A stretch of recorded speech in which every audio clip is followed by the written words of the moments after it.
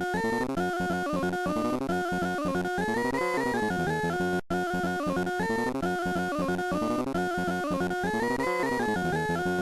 there he is!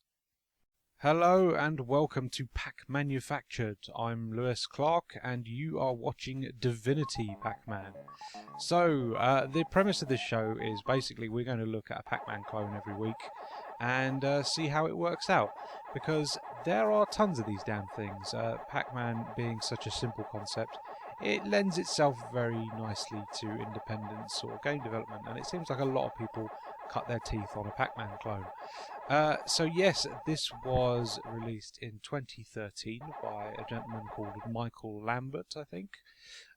There was some numbers in his name somewhere, so I've basically made that sayable. But yeah, this is Divinity Pac-Man. I have no idea what makes it divine in any sort of way. If anything, it's a bit bloody easy, to be honest with you.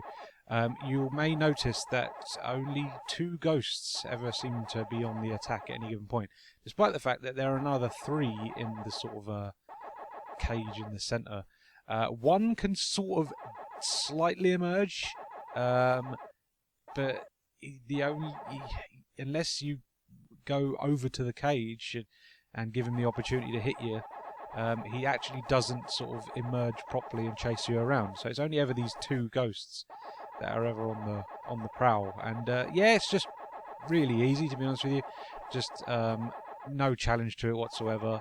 It's a nice looking thing. I quite like this sketchbook thing that they've gone for, but that's the only real sort of gimmick of its own that it has to its name. It's the exact same maze layout as the original arcade game.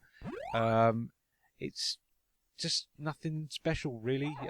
If you've played Pac-Man Arcade, then there's absolutely nothing here that's worth checking out. Really, it's too easy. It's essentially broken, really, because it would appear that there's supposed to be ghosts coming out and chasing you, but they just don't happen. It's just those 2. But otherwise, it's quite well programmed. The actual mechanics are all in place and they all work well.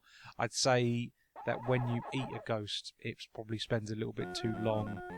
The eyes going back to the cage and then respawning.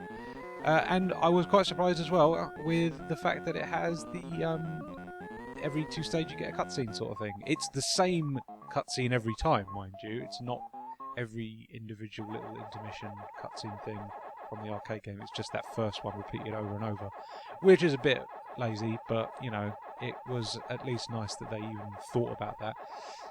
But yeah, Divinity Pac-Man, nothing special really. Pretty faithful, just a little bit broken, and certainly looks nice. Just nothing interesting going for itself, unfortunately. So yeah, there you go. See you next time.